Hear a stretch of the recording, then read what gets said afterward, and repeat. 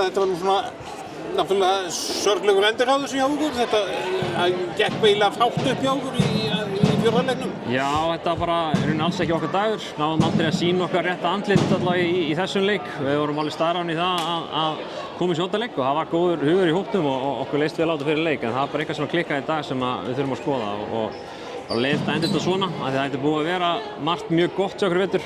Og við erum mikið að breytingum hjá okkur, búin að breyta mjög svo miklu og það er bara góður andi í hópnum og í allt tímabilið í rauninni.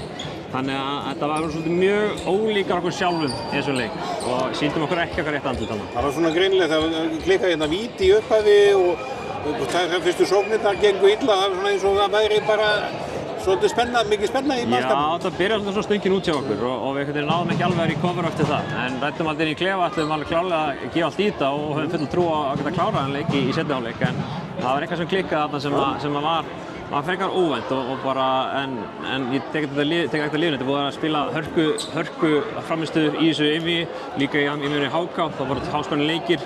Við spilum á Ólstaliði sem er mjög töff og mjög sterkt lið, þeir eru allar með hjá þeim. Þannig að þetta var erfitt verkefni, en við náðum kannski ekki alveg að sýna akkúrat úr hverju við gerðar, en við erum gott lið og ætlum að gera vel á næsta ári. Já, þannig að það er bara fara að huga næsta vetri og aðeins að jafna sig og svona leggja drauginn næsta vetri. Bara sleikja sárin og hugsa það aðeins og svo bara komum við tvíhjól til leiks.